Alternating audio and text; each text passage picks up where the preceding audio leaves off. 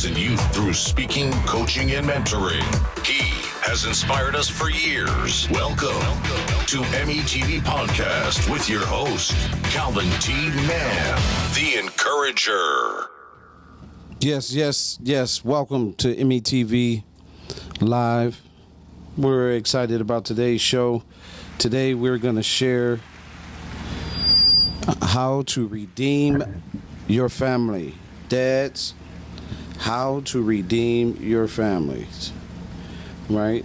And it's important that we continue to share the information as much as possible.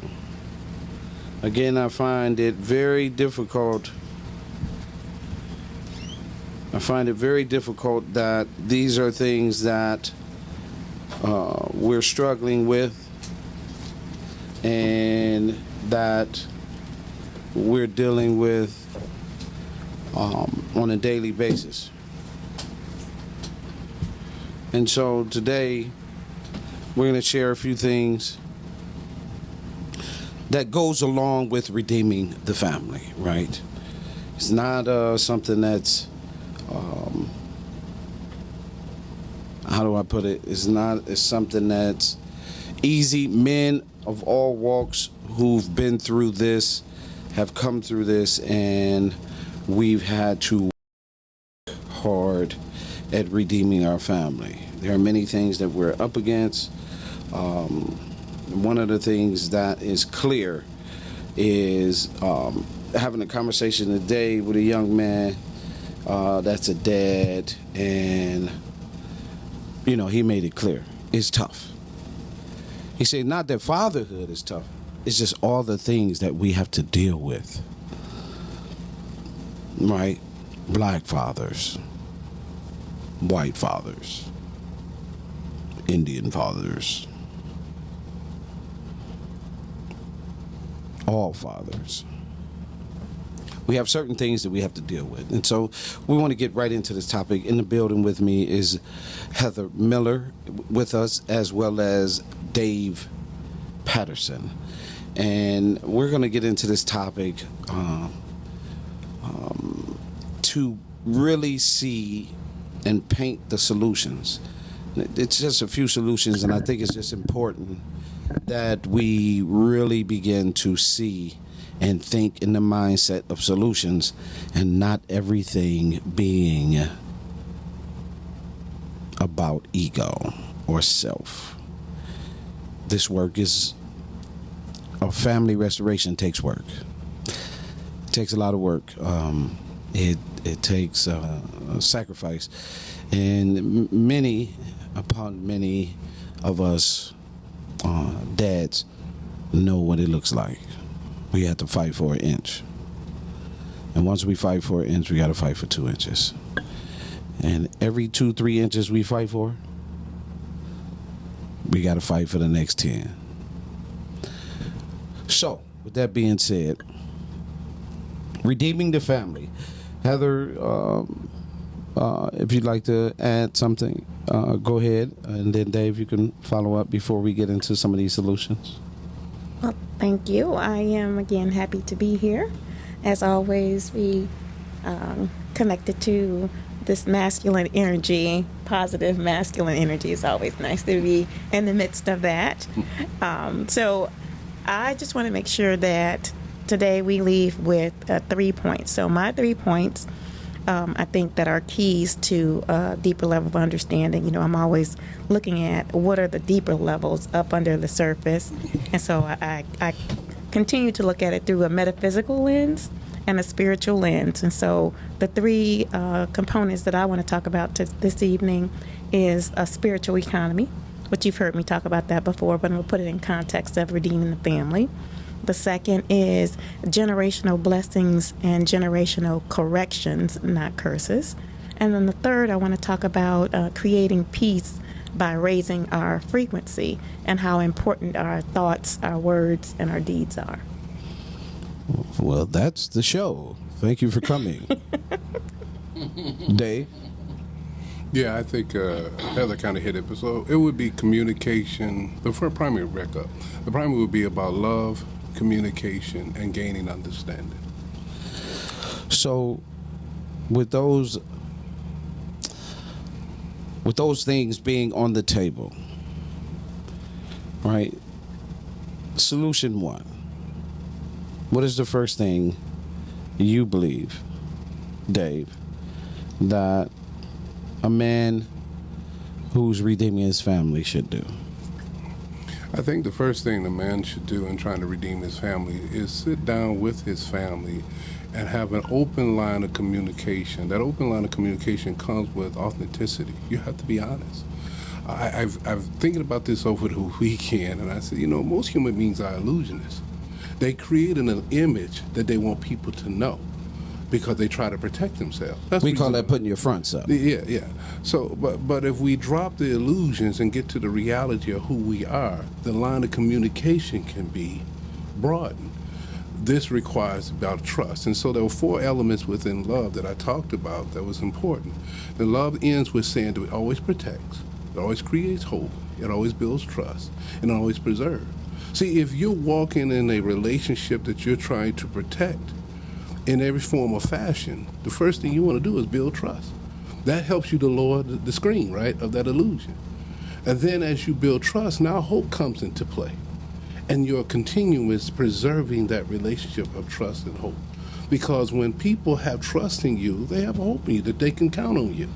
So those are key elements, I think, that when you start off in building, trying to redeem the family. Because what you have in division is lack of trust. It really is that simple.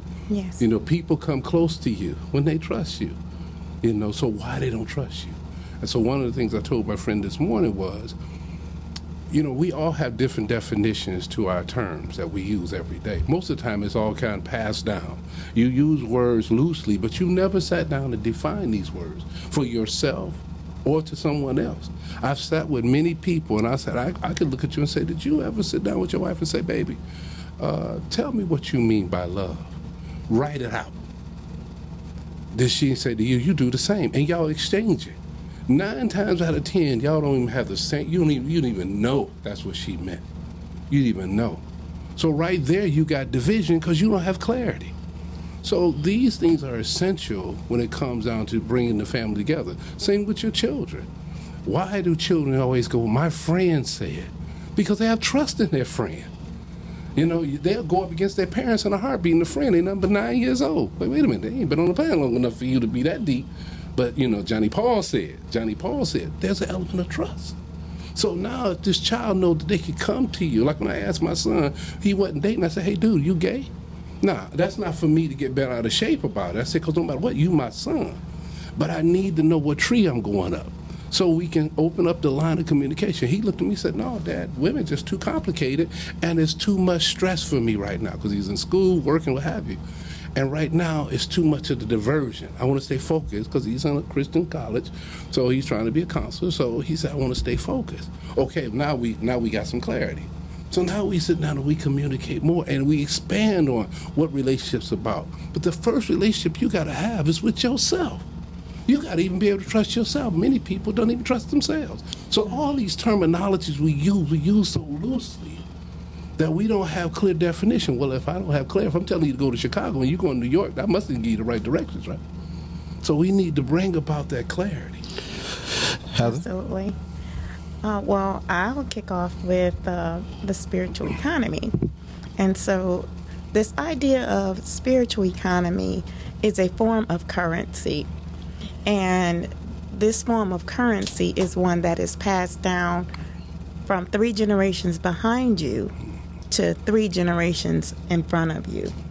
And in each generation, there is a redeemer. And that the job of that redeemer is to right what was wrong, fix what was broken, and complete that which was incomplete. And it's going to come in the form of an unction or a feeling or an instinct about certain situations, because the honest component of it is that you don't know what were the sins of your mothers and forefathers. And by sins, I mean the lack of information, the lack of knowledge, the lack of intention, the lack of understanding. We have been acting, most of us, out of instinct, not necessarily out of a full knowledge or awareness of the impact of our actions. And so we just go about living day to day and today thinking that tomorrow will take care of itself, which is true to a degree, but you have to recognize that there is a seed that we plant every time we make a decision. And every time we treat or mistreat someone, there's a seed that was sown. And so what my great-grandparents did and said out of where they were, they didn't realize that it was going to impact me today. And that my awareness allows me to be that redeemer for my family. So when I meet somebody and I get the unction that, I need to do this for this person. I need to open the door. I need to stop and help them fix a tire or move something off the curb. It doesn't matter that I have somewhere to go. When I get that leading, I need to act.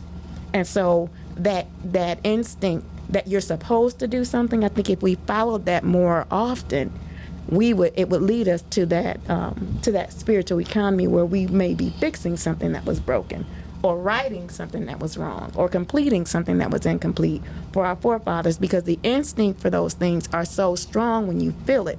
You don't have to know the person, you don't have to know the circumstances, but you know when you get that feeling like, wow, I should have did this. I was supposed to do this, and I questioned it, and I doubted, and I just left it alone. But you don't know, or we're not as aware that the energy works that way, because we have a lack of awareness, and we also have the fear, the trust factors that go into a lot of those actions or decisions that we make.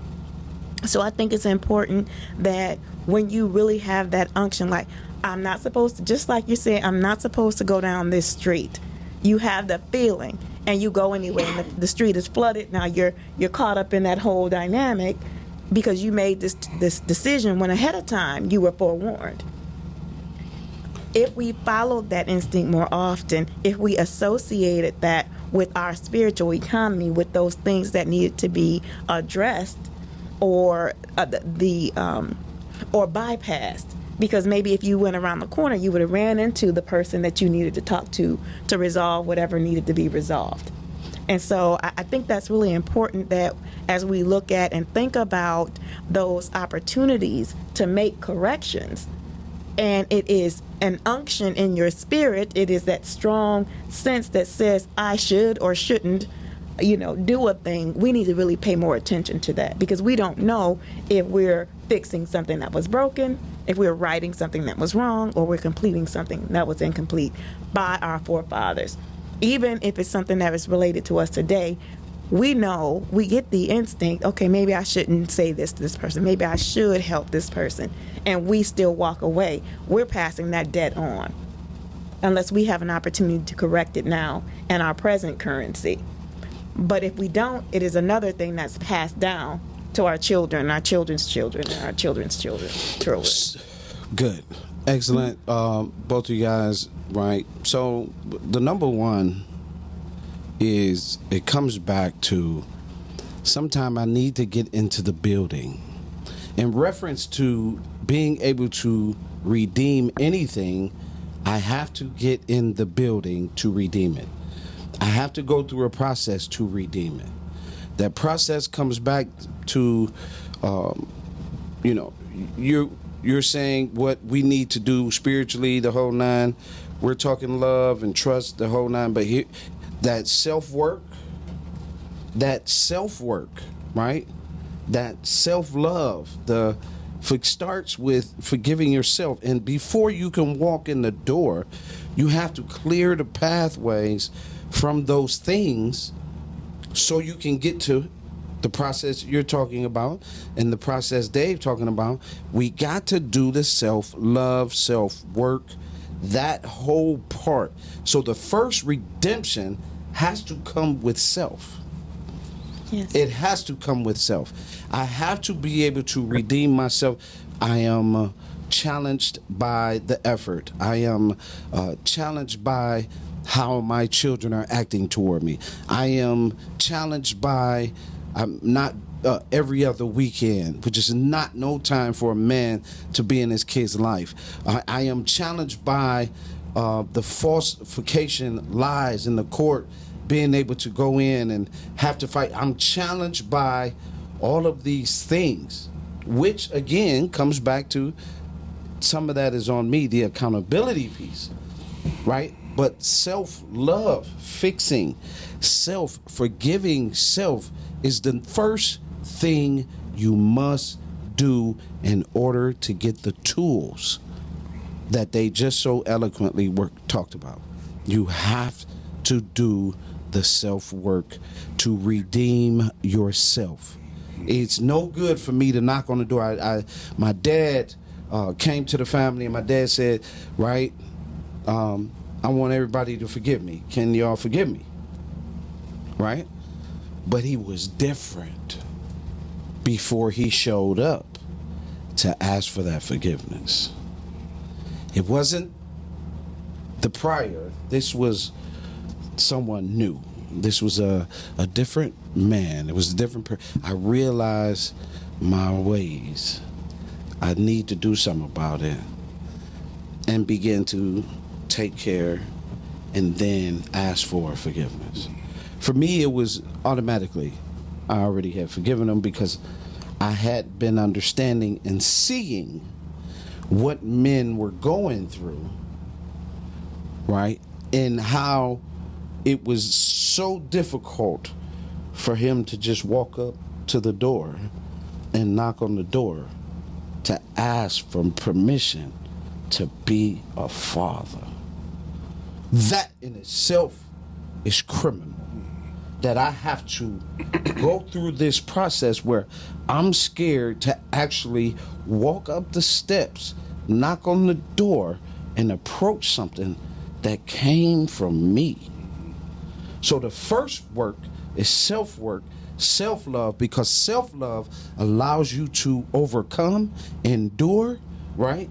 And forgiving yourself kind of pours out and clears the way, so now I can think proper, communicate proper, show proper, and allow those things to come in so I can really see and work from my first mind, so I can make the decision not to walk down the street the wrong way because I'm in tune with my first mind, not the cloudy mind, not the lies, not the perception, not the fronts, but the first mind. That is truly important. Absolutely. Well, that's why, it's so important for self-examination, but we don't teach that. See, we teach opposite to this. When you talk about self-love, there, again, back to defining things. See, when you talk about self-love, a lot of times people take it from the grander point of view or the ego point of view. So therefore, it's, you're being conceited or you're being arrogant because we don't have a clarity about the word love in itself. You see, so a lot of times people can't develop that concept of self-love because they have this pseudo-image of love and this pseudo-image they try to portray. But when we sit down and we teach our children right off the top, when she talk about generational correction, we teach our children right off the top that you have value. God said you were fearfully and wonderfully made. Well, what is fearfully? It's not a terror fear. We're talking about a concept where fearfully meant that he made you out of reverence, of respect. He made you at a level where you had value and purpose. See, we don't teach these things early on. We kind of downplay it. So self-love begins to be diluted because what we're looking at, even as a kid, we're criticizing each other. We're putting each other down. We're taking away from each other. So it becomes very difficult to come to that point. When I was a kid, I'm a dark-complected guy. We joked about it the other day. When I was a kid growing up in the 60s, my complexion was the worst thing you could be. If there was a name that came to being dark, I was called it. And I kept looking in the mirror and I kept saying, there's something wrong here. I don't see my features as that bad, but it was my skin tone, not by white folks, by my own folks. So you start tearing my self-worth down, my value down. It was so bad that every time we got out of school from spring, this summer, I spent my time trying to change my complexion, getting black and white, ebony, all these things. I said, when I come back to school, I'm going to be light-skinned. That's how much damage they were doing. Parents couldn't help me because, again, that didn't even make sense to them coming and say, hey, they don't like me because I'm dark-skinned, because everybody light was okay. But James Brown came along and said, say it loud, I'm black and I'm proud. All of a sudden, I became this hot commodity. Now, this dark-skinned guy was in high demand.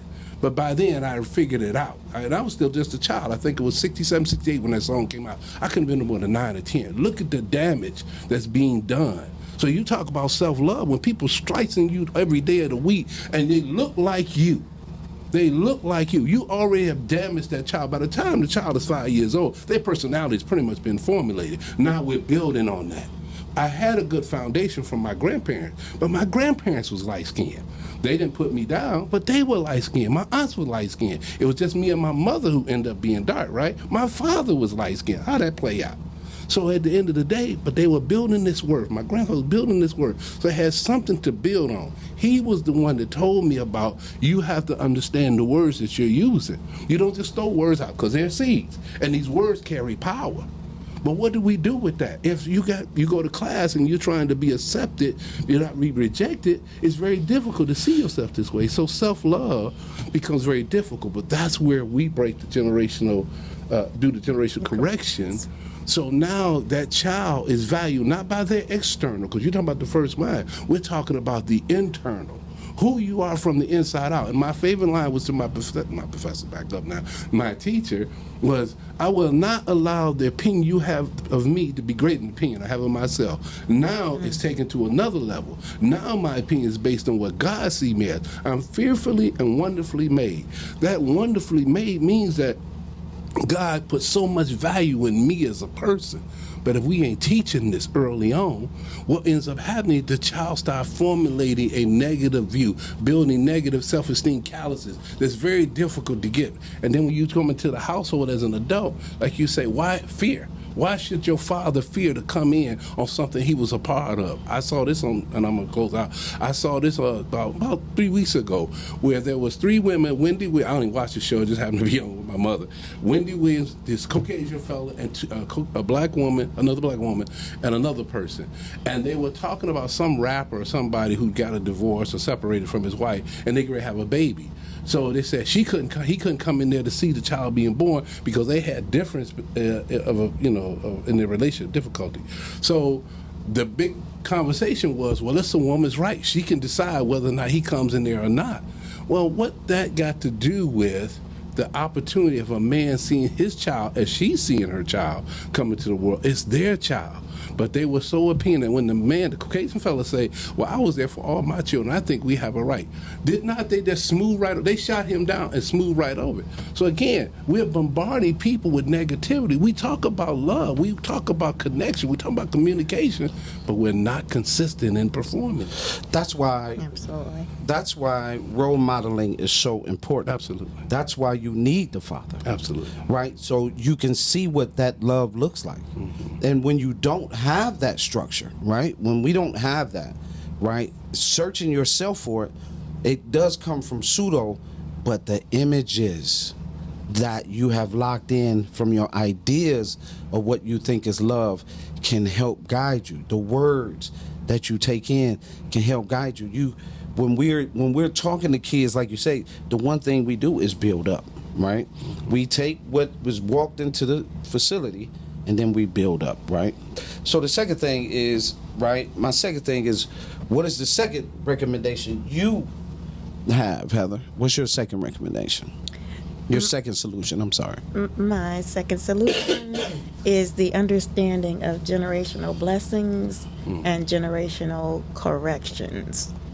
So we have certain things embedded, certain mindsets, certain experiences that are embedded in our DNA.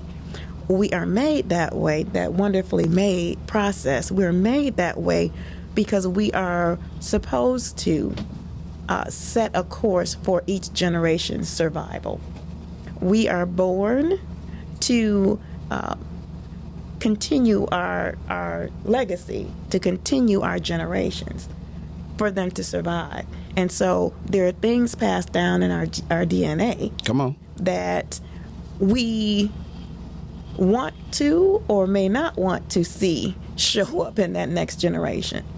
But we don't often make the adjustments to ensure that the next generation has the right information and the right tools not to repeat the things that we have our missteps or our decisions and choices that we made. You can see this example. You can see the grandmother who had a child maybe out of wedlock and at 14. Her daughter then has a child out of wedlock about 15, 14. That child then has a child out of wedlock and at 15, 16 now. But that's the information that we pass down. Acceptance. And so we have to be mindful of making corrections that we don't want to see repeated in the generations coming behind us. How do you do that?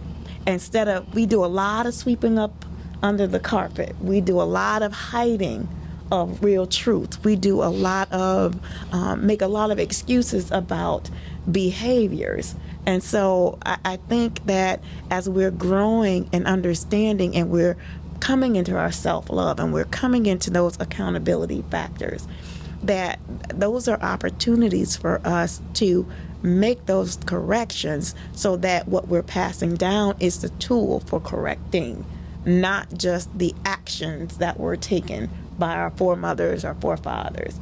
I said we have to really be mindful of identifying what our challenges are and our strengths are, and knowing what we are a part of, that it is systemic and it is going to be a part of what happens in that next generation. How do we do that? One of the ways that has been done, for an example, and if you follow the Bible, if you don't follow the Bible, it is a very dynamic tool.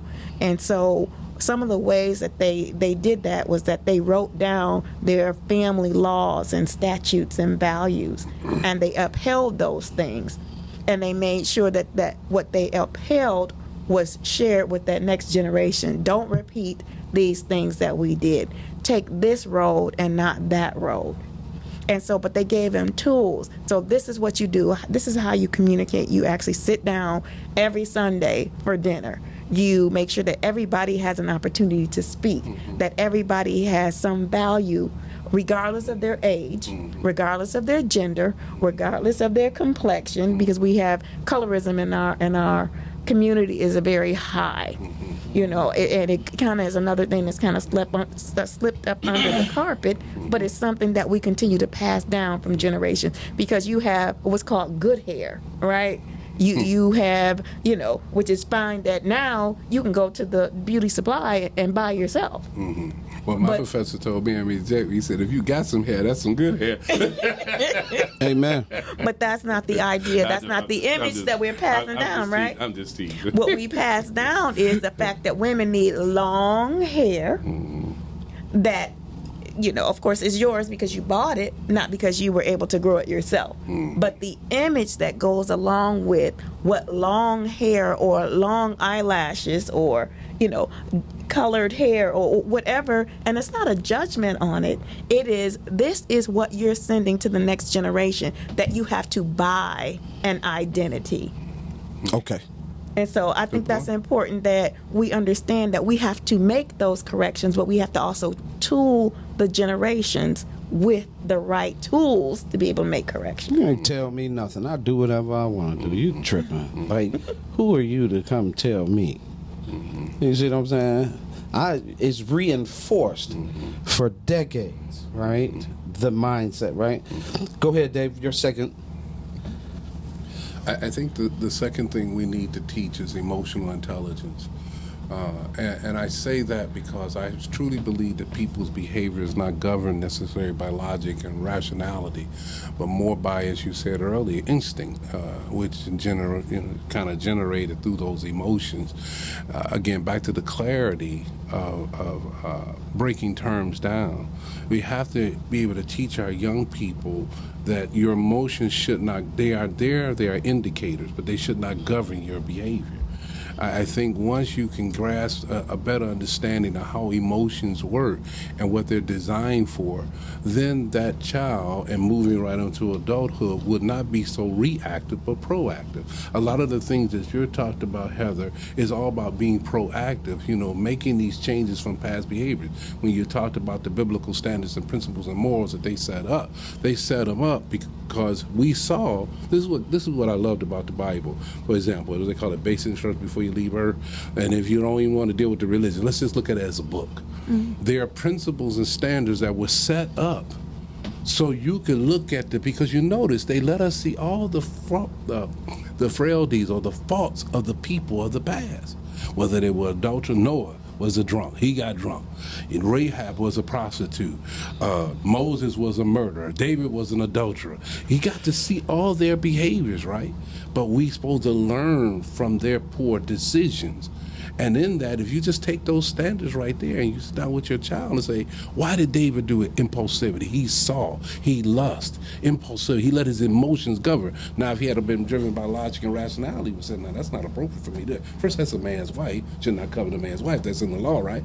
But secondly, what impact would that have on this person down the road, which had a major impact because now he took a father away. He had Uriah killed. So Uriah killed. You see, so he changed a whole generation of people's lives because he moved on his emotions of what he felt versus looking at, I feel this way, but I need to make these appropriate steps. So I think the importance of emotional intelligence early on, teaching your children this early on, the value of what your emotions do and how our prisons are filled with people who reacted. Because you talked to them. Morgan Freeman said, if I could talk to that young man 40 years ago in Shawshank Redemption, I would tell him a different story because he was being reactive by what he see. Well, if the trend is to go out, man, and gangbang and get your money and boom, boom, boom, now you in jail because all my friends in jail, you're doing what you see. You're moving on impulses, not logic, because now you become an animal in a cage. So teaching emotional intelligence across the board, starting very early on with our youth, will probably prevent a great deal of the impulsivity that we see that our prisons are filled with today and our families are divided by. Because again, part of that emotion, there's a reverent type fear that we're supposed to respect. Obviously, you don't put your hand on the stove, right? But then there's that terror fear. And a lot of that, when you were talking about your father walking into the house, there was an uncomfortable fear. I'll use the word terror for now. I feel uncomfortable because what's going to happen? And we shouldn't be living like that. You see what I'm saying? So emotional intelligence would be my next. So the number 2 solution for redeeming the family, get the help. Go get the help. Again, the social emotional is good, right? The direction that Heather has taken us in our first 2 steps, those are good. But go get the help. Go seek the help from someone, right? My mentor, Kenneth Brown, said, if I haven't done it, right, I couldn't tell you about this process, right? So I could tell you about this process. Go get the help. Get on the phone with a doctor. Get on the phone with someone who can help guide you. Call a personal change coach like Heather to redeem your family. Call Dave, right, to get, some counseling and some conversation, right? Call Cal. Call Dr. Chandra Carr. Call Dr. Euro Hill, right? Get the necessary help because the help is the tools you need to take the next step in redeeming your family, because you need to be better. That has to show up when you are coming to redeem your family. That has to show up. It can't be, you can't look, you can't walk, you can't dress it up. You got to go get the help, and then the glow shows. Everyone sees you, and all of a sudden your inner matches your outer, right? Which we profess. Every person up here, when your words, deeds, and actions line up, things change. Absolutely. Right? So it's just very, very, very important. Over the years, I've just seen so many men have to go through these processes, right, to really get here. So that's step 2. Now that you love yourself, right, and you understand, go get the help to be better. So when you do articulate your communication, as Dave said, when you do understand your first mind, as Heather said, now you have the tools to navigate. Third, number 3. Heather, what is your third? Well, my third is some tools around how to create peace. And so I'm going to go a little bit different, maybe a little bit left for some of you today. But I've been talking about this phenomenon around frequency. I think it's so important that we recognize that we're not just physical human beings, but we are biochemical beings. Our spirit is what animates the body. The body itself is the machine, the tool entrusted to our care. So one of the things that we have to understand is where we can achieve balance, why we have discomforts and why we have dis-eases. When a adult human body is at a frequency between 62 and 68 megahertz, it is considered a balanced or a healthy body. What we're experiencing now in this time, because your thoughts, your words, and your deeds also have a vibration. And because that vibration and that frequency, and when I'm talking about frequency, really what I'm saying is the amount of electrical impulses that go through your body by the second. That's what we're talking about when we're talking about frequency. It's a way to record that, and it has been recorded, Yes. it has been studied, and it has been documented that this level of balance resonates for an adult human being at 62 to 68 megahertz. That's an important benchmark because your thoughts, when you have certain thoughts, you can elevate those megahertz. When you have positive thoughts, you can elevate. When you have negative thoughts, you decrease. And so as we decrease, it is actually like being exposed. It's like water receding and exposing different parts of what's beneath it. So if you're completely balanced, you're submerged in the water. As you continue to have negative thoughts, negative behaviors, negative attitudes, negative words, that balance recedes, and you resonate lower to the area where there is dis-ease or discomfort. So the coronavirus, flus, colds resonate at 58 megahertz. So that is where dis-ease begins once you get below 62 megahertz. This is a sign, it's a symptom that there is a larger issue happening with your mind, with your thoughts, and with your words. It's not the opposite. We have been programmed to think that we have the symptoms is what's often treated when you go to the doctor, and not the root cause. The root cause is typically our words, our thoughts, and our deeds, because those in our programming, those are the chemical reactions. The chemical reactions from that is what shifts our vibration to decrease it or increase it. When you show the characteristics of gratitude, when you're giving, when you're sharing, when you're thankful, gratitude resonates at 540 megahertz. So when you're actually in the act of giving and being thankful, the megahertz, the energy that is pulsating through your body at that moment is up to 540 megahertz. Now remember, our stationary state is 62 megahertz. Look at how much energy, how many electrical pulses are going through your body and elevating you beyond dis-ease and beyond discomfort just by being thankful and all the things that go along with that. Prayer, meditation, people who practice Tai Chi, people who are mindful, practice mindfulness, resonate up to 700 megahertz in those moments. This is documented and recorded. Absolutely. So the more positive activities that you engage in, the higher your frequency and vibration, the more you're able to take in and from the environment, the goodness of the environment, and keep that perpetuated. Can you imagine? I just want to plant this quick thought. Can you imagine if you've gone out of town and you came back to the city of Detroit, you automatically feel the low vibration when you cross the threshold. Mm-hmm. If you're on 75 and you're going across that bridge where all those oil refineries are, you can feel the vibration shift. You can feel it. And I'm not sure about you, but I feel it every time I cross that bridge.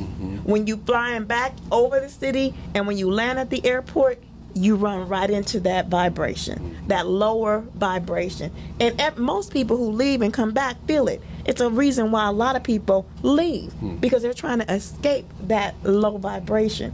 Imagine if we were all at least being thankful and courteous and showing good manners to one another. Imagine how we can raise our frequency, what we can do in the city. If we just, in our thoughts and our words and our deeds, imagine how much energy we can circulate, that we would have enough for everybody in this room. We could actually light bulbs, and the charges that go through our body, we have the ability to generate that. We're connected to that same energy source. So I think understanding that you can create a sense of peace in the spaces that you occupy by your thoughts, your words, and your actions. So we have to get into the mindset of how do we conquer dis-ease. Let me say that cancer and those types of illnesses or dis-eases and discomforts resonate at 42 megahertz.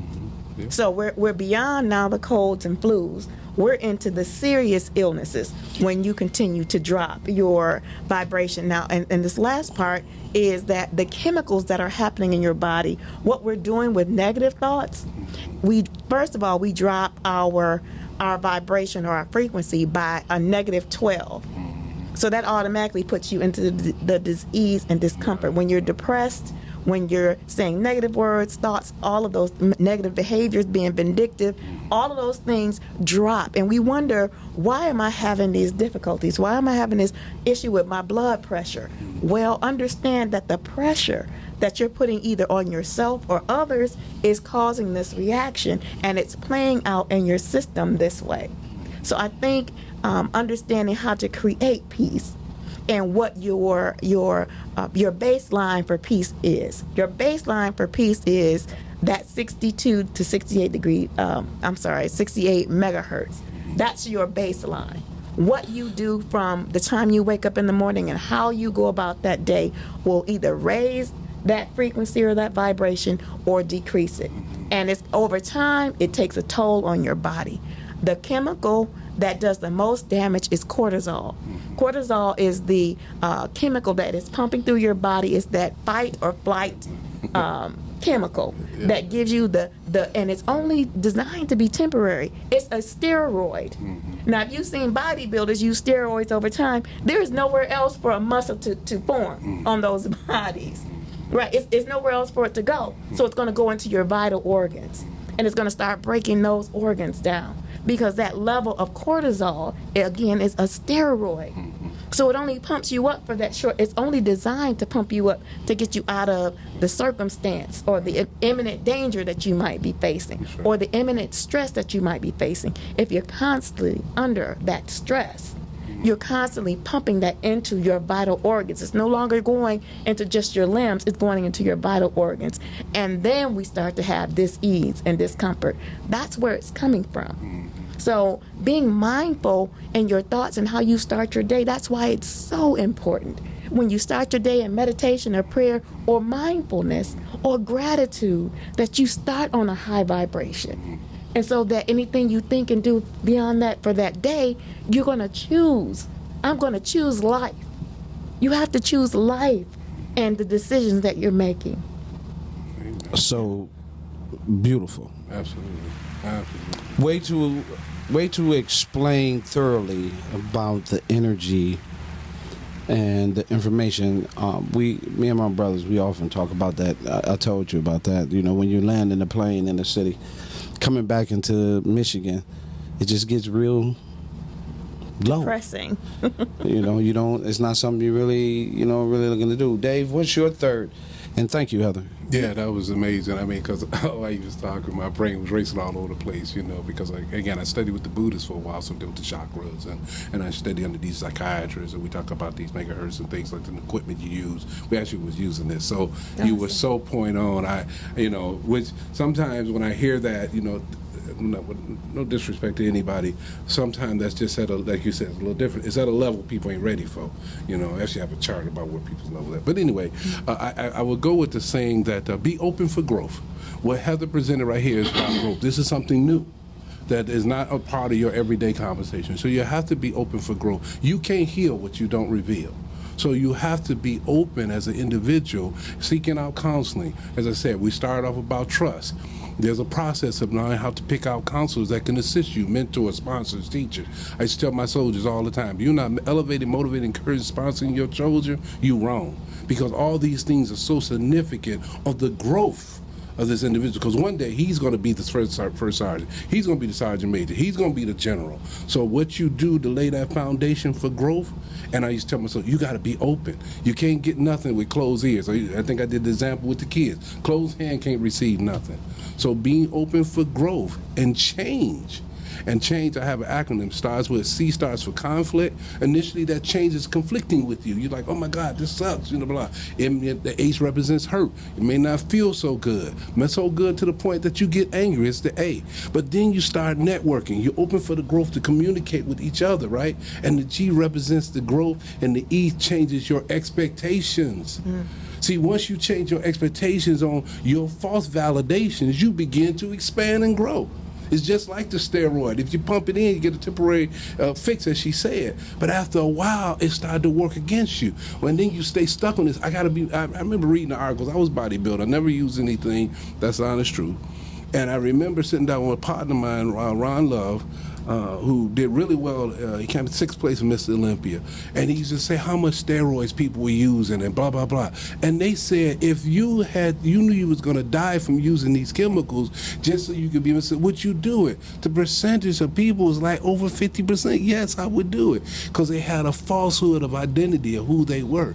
And then they wasn't willing to be open and say, long term, brother, this is going to have these impacts.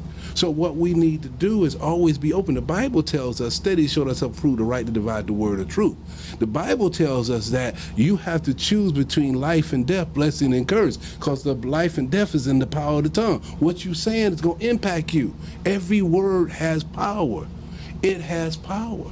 So being able to be open for growth so you can take on these changes that you're going to bunker, because you got to change. And if you be still, so let's say Rumpelstiltskin sat there for 20 years. People looked at him, he didn't do nothing for 20 years, but he still changed. He aged. Change is coming. But if you're open for growth, you can handle the change. So being open for growth, to be open, men, black men, we've been noted to say we don't go seek out counseling. Well, the reason you're going to seek counseling, like I tell people that come to me, we're going to exchange knowledge. And as we exchange knowledge, I'm going to give you something, you're going to give me something. And we're going to walk away a little better than when you walked in the door. And when you walk out, I'm going to be better because I'll have better tools to work with from growing with you. Yeah. So we have to be open. If you're afraid of counselors, seek out the mentor. Be open.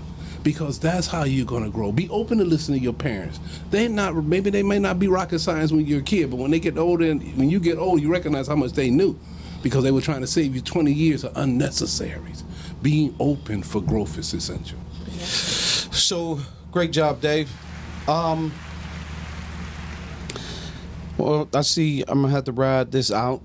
And so, my third is you go from the absent father to the present father. Mm-hmm. Redeeming your family takes work. Mm-hmm. There are a lot of little tools you can do. There are a lot of things. You can send a positive message to your children every day. You can send a positive message to the mother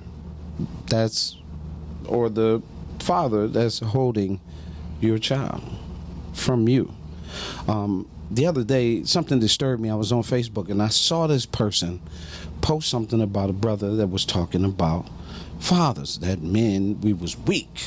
He was talking, right? And, a lot of women flocked to that. when you hear man call another man weak, right? Because that just makes them, that's an agreement, right? I'm in agreement, right? And I was watching, and I'm thinking to myself, now I know the person, but I'm thinking to myself, isn't it ironic that this person would post this, right? We get the phone calls. I get the phone calls, Dave, that he doesn't want to be a father any longer. I get the phone calls that he's not being a father now that the child has grown to his child any longer. And you, Calvin, need to do something about that, right? Because he's not what you would call a good father. And I'm always quick to ask, who gave you the right to determine fatherhood is forever? He's not going anywhere. It's relationships, a two-way street. The son, Dave's son, responded to Dave. Heather's son responds to Heather. My son calls and responds, right? It's a two-way street, right? I have to reach out. You have to reach out. It's called building a relationship. That's right. Right? And in that process, if you follow these steps, Dad, you go from absent dad to present dad. Everything that was shared in here today was for you to not be apprehensive, because you're, and a lot of people don't agree with me, and I don't care, but part of this is you are the most important parent.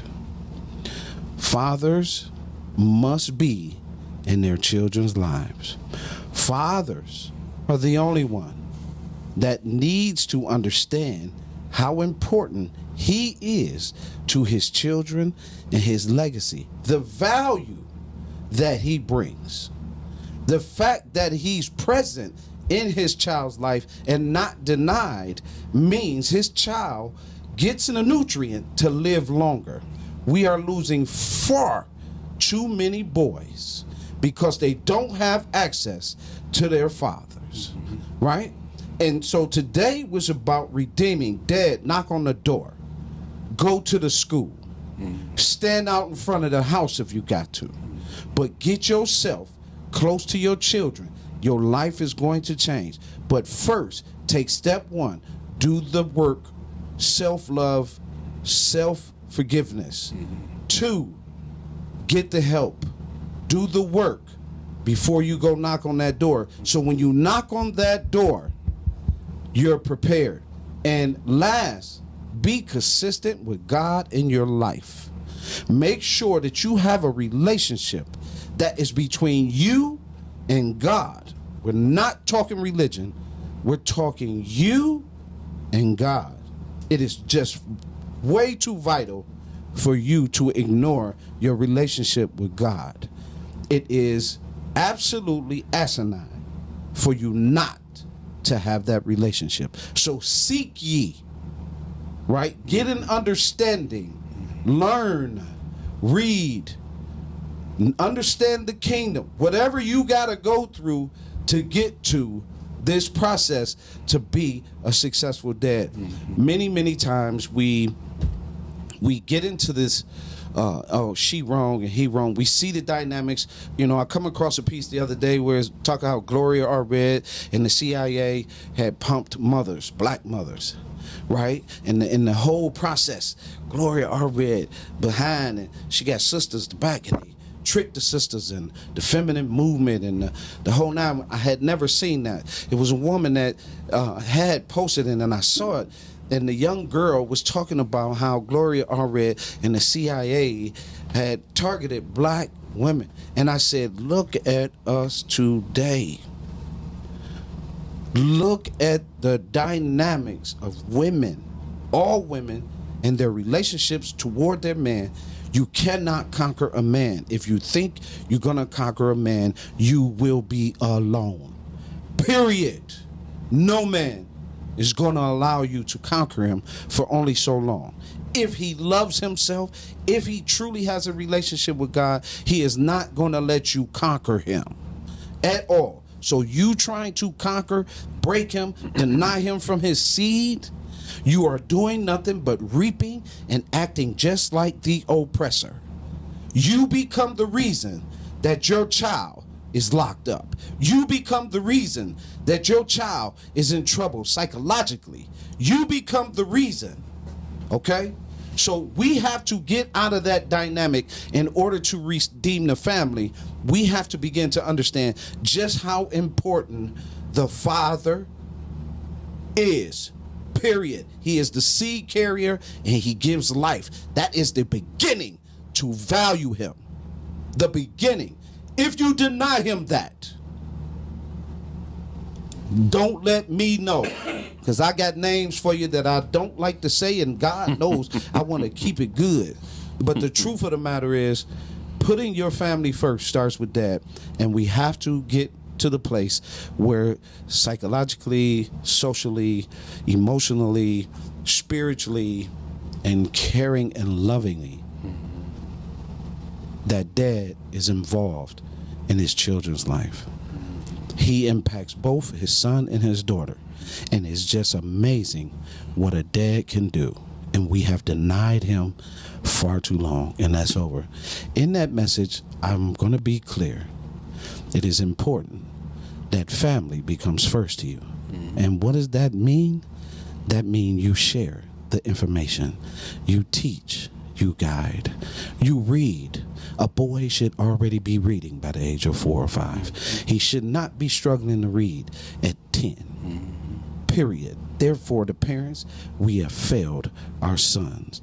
If our daughter is reading, our son should be reading. Stop telling our boys to go sit down and play video games and uplift them with books. Put books in their hand and show them what it's like to read. Cut the TV off. Plan and process the progress for your son to succeed. Stop talking negative about the father when he's not around in the car and speaking to the kids and making fun of the father. This is not ABC. This is not NBC. This is real life. With that being said, my name is Calvin Mann. I'm the president and founder of Encourage Me. I'm Young and Good Fathers Only. Remember, everything you do, every waking breath you have, every moment, your dad, your mom, your sisters and brothers, put them first. It's time out for all that other stuff. And kill that colorism. We're all human. No man at 60 years old should be talking about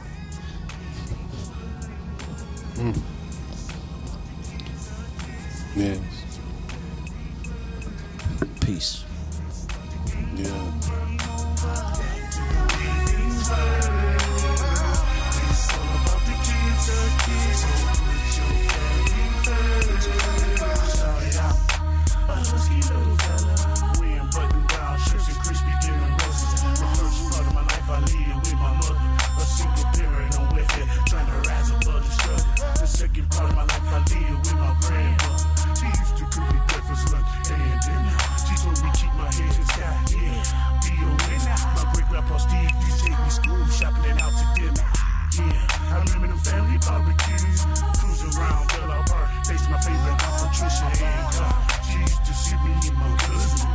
Tell us we ain't cousins, we really brother.